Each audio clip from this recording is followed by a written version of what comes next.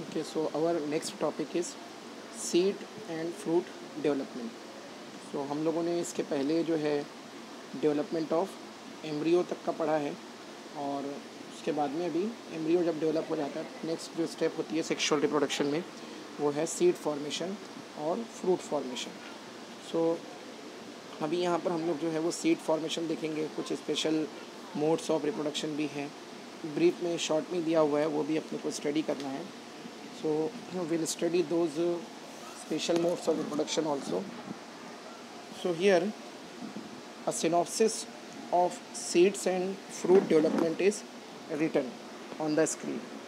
Now the seed and fruit development, it is the process of formation of seed and later on the fruit. As we all know that seeds and fruits they are present in angiosperm plant. तो जो angiosperm plant होते हैं, flowering plant जो होते हैं, उसके अंदर seed और फ्रूट रहते हैं. तो यहाँ पर ये थोड़ा ऑर्गेनाइज करके एक नोट्स के फॉर्म में यहाँ पर स्लाइड के ऊपर दिखाया हुआ है आप लोगों को. आप चाहे तो इसके अंदर से स्टडी कर सकते हैं टेक्स्ट बुक में.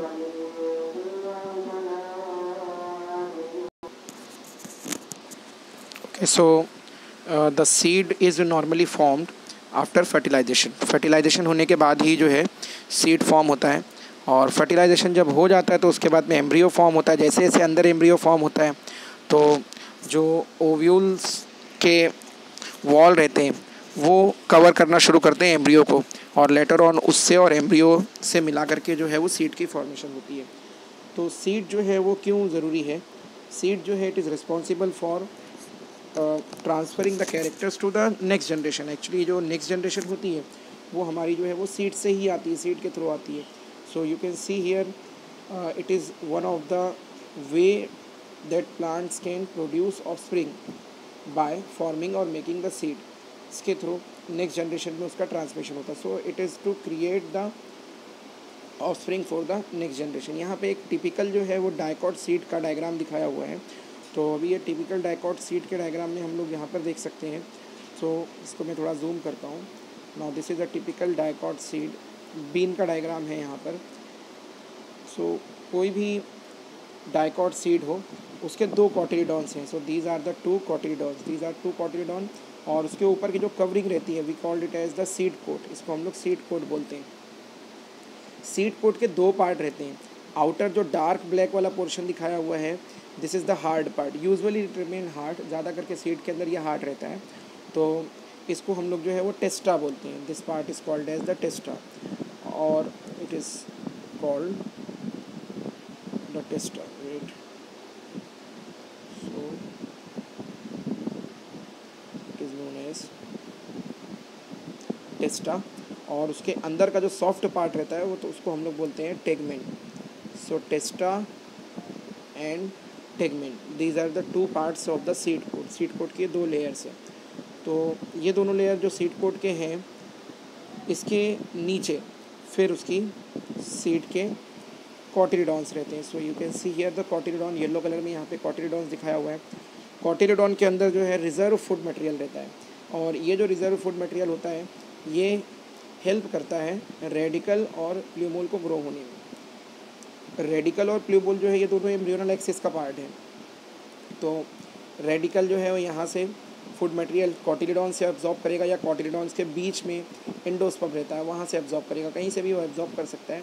और फिर उसके बाद में ये रेडिकल आगे जा कर के रूट बनाता है, और जो प्ल्यूमोल वाला पार्ट रहता है उसके ऊपर का पार्ट है तो वो पार्ट जो है ये यहाँ पर प्ल्यूमोल वाला पार्ट रहता है वो आगे जा कर के फिर शूट पार्ट बनाता है.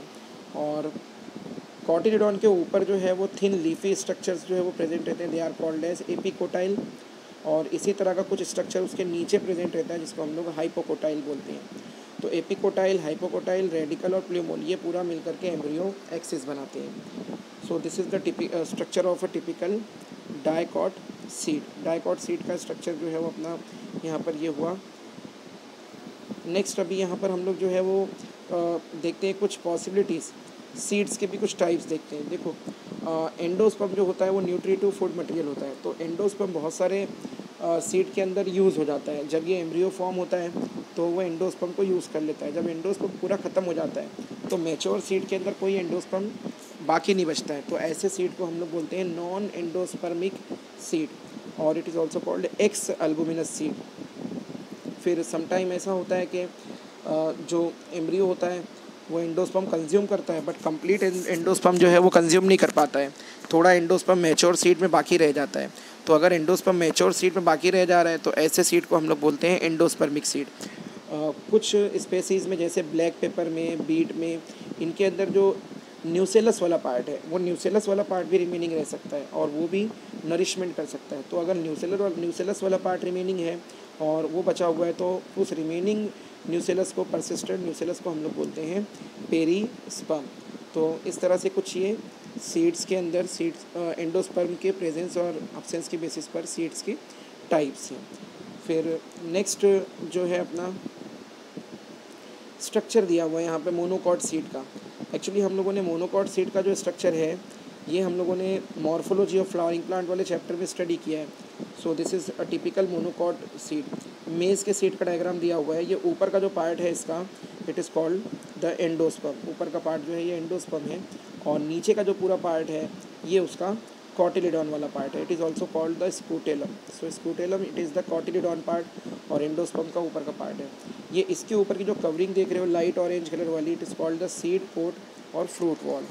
और उसके नीचे एक प्रोटीन की लेयर होती है, it is known as the aleurone layer. फिर ये शील्ड शेप जो स्ट्रक्चर है ये इसका स्कूटेलम है और इसके अंदर इसके एम्ब्रियोनल एक्सिस है। So there are 2 embryonal axis as usual, plumule and radical. यहाँ पे प्ल्यूमोल के ऊपर जो एक लीफी शीथ लाइक कवरिंग रहती है इसको हम लोग बोलते हैं कोलियोप्टाइल, और रेडिकल के ऊपर भी एक प्रोटेक्टिव कवरिंग रहती है इसको हम लोग बोलते हैं कोलियोराइजा। सो कोलियोप्टाइल और कोलियोराइजा ये दोनों जो है वो प्रोटेक्शन करते हैं। कोलियोप्टाइल जो है वो प्ल्यूमोल को प्रोटेक्ट करता है और कोलियोराइजा जो है वो रेडिकल को प्रोटेक्ट करता है। So this is the structure. और यहाँ पर बेस पर यहाँ पर जो है वो एक स्मॉल पोर लाइक स्ट्रक्चर होता है। जो स्मॉल पोर लाइक स्ट्रक्चर होता है एक्चुअली वो रिमेनेंट होता है माइक्रोपाइल का। तो माइक्रोपाइल रिमेनेंट होता है, वहाँ से फिर जो है रेडिकल बाहर आता है और वहीं से सीड जो है वो जर्मिनेट होना स्टार्ट होता है। Then the fruit development. So fruit जो होते हैं एक्चुअली हम लोग फ्रूट को कैसे डिफाइन करेंगे, इट इज़ द मॉडिफाइड और रिपन्ड ओवरी। ओवरी जो है फर्टिलाइजेशन के बाद में मॉडिफाई होती है, फ्लेशी हो जाती है, राइप हो जाती है, मैच्योर हो जाती है और वो कन्वर्ट हो जाती है फ्रूट के अंदर। So it is the modified ripened ovary. इसका जो बिगिनिंग होता है ये फर्टिलाइजेशन के बाद में कुछ हार्मोन्स रिलीज़ होते हैं उनके थ्रू होता है। इसमें जो सबसे मेन हार्मोन है जो फ्रूट फॉर्मेशन में हेल्प करता है वो हार्मोन होता है auxin hormone. So auxin is the main hormone which helps in fruit formation. तो यहाँ पर फ्रूट फॉर्मेशन के लिए हमको याद रखना है फर्टिलाइजेशन के बाद भी दोनों चेंजेस होते हैं, सीड फॉर्मेशन भी होता है, फ्रूट फॉर्मेशन भी होता है। बट जो फ्रूट फॉर्मेशन जो होता है ये ट्रिगर होता है हार्मोन से, तो इसके अंदर auxin hormone important role play करते हैं। और ओवरी वॉल जो होती है वो डेवलप करके फ्रूट वॉल बनाती है। अब हम लोगों ने मॉर्फोलॉजी में स्टडी किया था कि फ्रूट वॉल को हम लोग पेरिकार्प बोलते हैं, पेरिकार्प भी बोलते हैं। पेरिकार्प के 3 पार्ट होते हैं। आउटर वाला जो होता है उसको हम लोग बोलते हैं एपिकार्प और मिडल वाला जो फ्लैशी पार्ट होता है उसको बोला जाता है मीजोकार्प और इंटरनल जो पार्ट होता है इट इज़ कॉल्ड एंडोकार्प। तो ये एपिकार्प, मीजोकार्प और एंडोकार्प ये तीनों को मिला करके हम लोग बोलते हैं पेरिकार्प और फ्रूट वॉल। तो इस तरह से फ्रूट फॉर्म होता है। नेक्स्ट जो है वो है significance of seeds and fruit formation. One of the simple topic है कि फ्रूट का और सीड का फ़ायदा क्या है प्लांट्स को। तो सीड का फ़ायदा ये होता है कि सीड से जो है वो नेक्स्ट जनरेशन बनती है। जब सीड को हम लोग जो है सॉइल में सो करते हैं, फिर फ्रूट, बहुत सारे प्लांट के जो फ्रूट और सीड होते हैं वो एडिबल होते हैं। फिर इसमें फ्रूट जो है वो डेवलपिंग सीड को नॉरिशमेंट भी प्रोवाइड करता है, ये भी एक फ्रूट फॉर्मेशन का फ़ायदा हो जाता है। और एक बड़ा फ़ायदा जो होता है फ्रूट और सीड फॉर्मेशन का वो होता है सीड के अंदर होने वाली डॉर्मेंसी। सो डॉर्मेंसी क्या होती है? डॉर्मेंसी जो होती है it is the temporary period of metabolic arrest. मतलब वो पीरियड जब हम लोग सीड को जो है वो सॉइल में ग्रो करते हैं तो डायरेक्टली जर्मिनेशन स्टार्ट नहीं करता है, थोड़े दिन वो सॉइल में रहता है और वहाँ पे वाटर को, ऑक्सीजन को और जो न्यूट्रिएंट होते हैं सॉइल से उसको एब्जॉर्ब करता है। फिर उसके माइक्रोपाइल से उसका जो रेडिकल होता है वो बाहर आता है। तो वो उतना पीरियड जितने दिन वो अपनी जर्मिनेशन शो नहीं करता, वो एडप्ट होता है न्यू इन्वायरमेंट में, सॉइल के न्यू कंडीशन में, उसको हम लोग जो है वो डॉर्मेंसी बोलते हैं। सो डॉर्मेंसी जो होता है ये टेम्परेरी पीरियड होता है, और इस टाइम पर जो सीड की जो मेटाबॉलिक एक्टिविटीज़ रहती है वो अरेस्टेड रहती है। अरेस्टेड मीन्स कि वो स्टॉप रहती है, टेम्परेरी पीरियड के लिए रुकी हुई रहती है। और फिर उसके बाद में जब सफिशिएंट अमाउंट में न्यूट्रिएंट अवेलेबल हो जाता है, कंडीशंस जो है वो फेवरेबल हो जाते हैं, तो फिर वो जर्मिनेशन स्टार्ट होता है। तो एक ये फ़ायदा होता है। डॉर्मेंसी की वजह से बहुत सारे सीड के अंदर जो एम्ब्रियो होते हैं वो बहुत लॉन्ग टाइम के लिए प्रिजर्व भी हो जाते हैं, रुक जाते हैं। और इसी की कुछ एग्जांपल देखो, 2 एग्जांपल दी हुई है कि किस तरह से डॉर्मेंसी की वजह से जो एम्ब्रियो होता है वो प्रिजर्व हो जाता है। एक सीड की एग्जांपल दी हुई है लुपिनस आर्कटिकस। सो लुपिनस आर्कटिकस जो है ये 10,000 ईयर ओल्ड सीड है, और उसके बाद भी इसके अंदर का जो एम्ब्रियो है वो डेड नहीं हुआ है, वो वायबल है, मतलब वो ज़िंदा है। ऐसे ही फियोनिक्स डेक्टाइलिफेरा, ये 2000 ईयर ओल्ड सीड है। लुपिनस आर्कटिकस जो है वो 10,000 ईयर है, और ये 2000 ईयर है। ये दोनों ऐसे ओल्डेस्ट सीड हैं कि जिनको एक्सकेवेट करके खोद के निकाला गया है, और उसके बाद भी जो है इनके अंदर वायबिलिटी बाकी है, मतलब इनका जो एम्ब्रियो है वो वायबल है, मतलब इतने हज़ारों साल जो है ये इनका जो एम्ब्रियो है वो डॉर्मेंसी पीरियड में रहा। सो ये फ़ायदा होता है फ्रूट और सीड्स का। और इसमें कुछ और सीड्स हैं जो कि शॉर्ट ल्यूड भी होते हैं, ऐसा नहीं कि सारे के सारे जो सीड्स हैं वो लॉन्ग ल्यूड होते हैं। जैसे सिट्रस है, सिट्रस मीन्स अपना लेमन है, ऑरेंजेस है, मौसम्बी है, ये सब में सीड्स जो रहते हैं ये शॉर्ट ल्यूड रहते हैं। और कुछ सीड्स जो रहते हैं वो अपने अंदर कुछ ऐसे स्ट्रक्चर्स डेवलप कर लेते हैं जो डिस्पर्सल में हेल्प करते हैं। डिस्पर्सल मतलब कि सीड्स का एक जगह से उड़ करके या किसी एनिमल के विंग्स में, फीदर में फंस के दूसरी जगह पे जाके ग्रो होना, तो इसको डिस्पर्सल बोलते हैं। जैसे स्ट्राइगा है, ऑर्किड्स हैं और ओरोबैंका है, ये कुछ ऐसे सीड्स हैं जिनके अंदर जो है वो कुछ ऐसे स्ट्रक्चर्स प्रेजेंट रहते हैं, जैसे ऊपर जो है वो हेयर्स हो सकते हैं, और कुछ जो है वो फर लाइक स्ट्रक्चर्स हो सकते हैं जिसके थ्रू वो ट्रांसफ़र होते हैं एक जगह से दूसरी जगह। तो इसको हम लोग जो है वो सीड का डिस्पर्सल बोलते हैं। डिस्पर्सल होने से भी जो है स्पेसीज़ एक जगह से दूसरी जगह जा कर के अच्छे से न्यू इन्वायरमेंट में ग्रो होती है और इवोल्यूशन होता है। फिर नेक्स्ट जो है मैकेनिज़्म है एपोमिक्सिस। सो एपोमिक्सिस की मीनिंग होती है, it is the apo means होता है विदाउट, और मिक्सिस से बना है without mixing of gamete. So apomixis जो होता है it is the formation of seed without fertilization, मतलब कि फर्टिलाइजेशन हुए बगैर सीड का बनना। अभी तक के हम लोगों ने जो स्टडी किया थ्रू आउट द चैप्टर, वो फर्टिलाइजेशन के बाद देखा कि सीड बनते हैं, लेकिन कभी ऐसा भी होता है कि विदाउट फर्टिलाइजेशन भी जो है वो सीड फॉर्म होते हैं। तो एक्चुअली एपोमिक्सिस जो है ये आसेक्सुअल मेथड है जो कि सेक्सुअल रिप्रोडक्शन को कॉपी करता है। कॉपी कैसे करता है? सेक्सुअल रिप्रोडक्शन में सीड फॉर्म होते हैं, एपोमिक्सिस में भी जो है वो सीड फॉर्म होते हैं, बट सेक्सुअल रिप्रोडक्शन में फर्टिलाइजेशन के बाद सीड फॉर्म होते हैं। लेकिन एपोमिक्सिस में विदाउट फ्यूज़न ऑफ गैमेट, मतलब गैमेट के फ्यूज़ हुए बगैर ही जो है वो सीड फॉर्म हो जाते हैं। सो it is a type of asexual method जो कि कॉपी करता है सेक्सुअल को। तो यहाँ पर हमको जो है वो कोई मियोसिस या सिनगेमी देखने को नहीं मिलता, उसके बावजूद भी सीड फॉर्मेशन जो है हो जाता है। इस तरह के सीड अपने को देखने को मिलते हैं ऑरेंज के अंदर और मैंगो के अंदर। अब इसमें एपोमिक्सिस के भी जो है वो अलग अलग टाइप्स हो सकते हैं। सो एपोमिक्सिस के यहाँ पर जो है वो 3 टाइप्स दिए हुए हैं। Now these types of apomixis they are, first it is a recurrent apomixis. So in this type you can see here the embryo sac generally rise either from archisporial cell. जो embryo sac होता है वो initial cell से बन जाता है, आर्कीस्पोरियल cell, जो कि फीमेल रिप्रोडक्टिव गैमेट बनाने वाला या पूरा एम्ब्रियो सैक बनाने वाला इनिशियल सेल होता है ना, उससे ही पूरा एम्ब्रियो सैक बन जाता है। और इसमें इसकी कॉमन एग्जांपल, इसके भी बहुत सारे टाइप हैं, पर इसकी एक एग्जांपल दी हुई डिप्लोस्पोरी। इसमें मियोसिस नहीं होता है, तो पूरा एम्ब्रियो सैक जो रहता है वो डिप्लॉइड रहता है। So it is also called diplospory. इसमें अनरिड्यूस्ड एम्ब्रियो है, unreduced embryo means without meiosis होता है। आर्कीस्पोरियल सेल नॉर्मली मियोसिस में जाता है, जिसको हम लोग आगे जा करके मेगास्पोर मदर सेल भी बोलते हैं। तो यहाँ पर जो है वो आर्कीस्पोरियल सेल में मियोसिस नहीं होता, और कंटिन्यू जो है वो ग्रो होना स्टार्ट हो जाता है, और उसी से पूरा एम्ब्रियो सैक फॉर्म हो जाता है डिप्लॉइड। तो आगे चल करके वही डिप्लॉइड एम्ब्रियो सैक जो है वो सीड में कन्वर्ट होता है। तो इसी को हम लोग रिकरेंट एपोमिक्सिस बोलते हैं। फिर इसकी सेकेंड जो टाइप है वो है non recurrent apomixis. Non recurrent apomixis में जो है मियोटिक डिवीज़न होता है यूजुअली, और हैप्लॉइड एम्ब्रियो सैक फॉर्म होता है। और यहाँ पे ये जो एम्ब्रियो होते हैं ये डायरेक्ट पार्थेनोजेनेसिस से बनते हैं। पार्थेनोजेनेसिस उस मेथड को बोलते हैं जिसमें फर्टिलाइजेशन के बगैर डेवलपमेंट स्टार्ट हो जाता है। सो पार्थेनोजेनेसिस हो करके इसके अंदर हैप्लॉइड सेल पूरा आगे जा करके हैप्लॉइड एम्ब्रियो साइक बनाता है और उसी से पूरा विदाउट फर्टिलाइजेशन वो हैप्लॉइड सीड भी फॉर्म हो जाता है। तो ये एक टाइप है। इस तरह का जो मेथड है वो अपने को देखने को मिलता है निकोटियाना में, निकोटियाना टोबैकम में, मतलब टोबैको प्लांट के सीड के अंदर। और थर्ड इसकी जो टाइप है it is called adventive embryony. So adventive embryony जो होती है ये सोमेटिक सेल से बनती है, मतलब इसमें गैमेटोफाइट कोई रोल प्ले नहीं करता या एम्ब्रियो सैक रोल प्ले नहीं करता है। इसके अंदर या तो न्यूसेलस या कि फिर इंटीगोमेंट का कोई ना कोई सेल जो है वो मॉडिफाई हो जाता है और वो डिप्लॉयड रहता है और वही आगे जा कर के पूरा का पूरा फिर जाइगोट और फिर एम्ब्रियो बना देता है और फिर जाके सीड बन जाता है। तो ऐसा अपने को देखने को मिलता है मैंगो के अंदर, ऑरेंज के अंदर और लेमन के अंदर। फिर एक और स्पेशल मोड ऑफ रिप्रोडक्शन है, इट इज़ कॉल्ड पार्थेनोकार्पी। जैसे एपोमिक्सिस था, एपोमिक्सिस जो था वो सीड फॉर्मेशन था विदाउट फर्टिलाइजेशन। पार्थेनोकार्पी जो है it is the fruit formation without fertilization. So it is the formation of fruit without fertilization. इस फिनोमिनन को सबसे पहले नॉल ने 1902 के अंदर ऑब्जर्व किया था। और इसके भी दो टाइप होते हैं पार्थेनोकार्पी के, एक नेचुरल पार्थेनोकार्पी होता है और एक जो है वो इंड्यूस्ड पार्थेनोकार्पी होता है। इंड्यूस्ड मीन कोई ना कोई हार्मोन के थ्रू। तो नेचुरल पार्थेनोकार्पी जो है वो अपने को पाइनएप्पल के अंदर और बनाना के अंदर और पपाया की कुछ वैरायटीज़ के अंदर देखने को मिलता है।